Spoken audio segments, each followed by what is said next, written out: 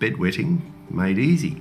Hi, I'm Professor Pat Edouin. I'm a paediatric urologist, which means I'm a children's plumber. And it would seem that by seeing and learning from my patients, I've come to understand that the main thing that you need to do to solve a problem of bedwetting with particularly the slightly older child and particularly with the slightly older boys, the pre-teenage boys, is get them motivated to want to be dry. And it would seem that, yes, they're motivated because they've come along for the consult, but they say to their parents before bed, when the parents suggest they don't have a drink, "But I'm thirsty." And reflecting that back to the family gives them an insight into the lack of motivation. So in solving night wetting for pre-teenage boys, I ask them, who was the first to get out of bed the weekend they were going camping? Who was the first out of bed on Christmas Day? And they'll reflect that, yes, it was them. I can wake up. Well, do you want to be dry? Yes, I do. Well, wake up. And it sounds a bit dismissively simplistic, but when you put together a series of things that includes that mentality, 50% of the boys that come to see me with a wetting problem in their preteen years never have another wet night. So what are the other things that you need to do to add to that?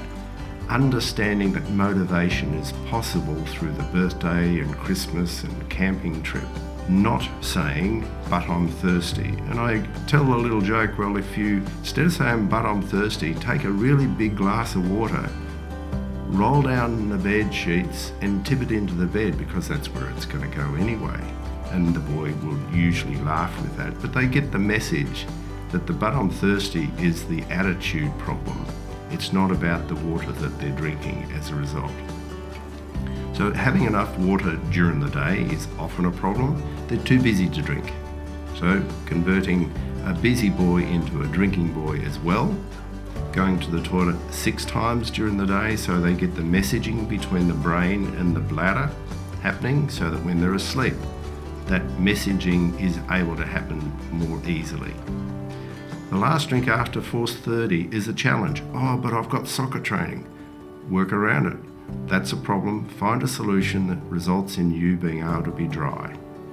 And that's interesting for the boys who are perhaps a little bit younger, perhaps still in nappies. The reward of the cost of the nappy, if it's dry, is a major drive for success for bedwetting. It's really important that the rewards and punishments are geared to their participation in the solution, not the inadvertent wetting that they might have. So if they've wet the bed, then them assisting with changing the bed, with changing the clothes, washing their clothes, is their participation in seeking the solution to the event. Them being involved in waking up to go to the toilet and participating constructively deserves reward. Them wetting the bed shouldn't be punished.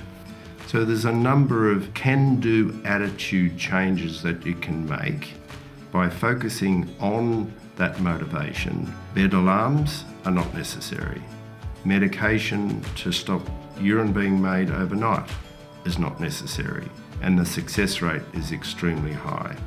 So hopefully watching this video means you don't need to come to see me, but sometimes the interaction in the home doesn't allow for all the motivation to be captured. In summary, to get your boy to be dry, he needs to be drinking sufficiently during the day until 4:30, and then only in exceptional circumstance be drinking after that.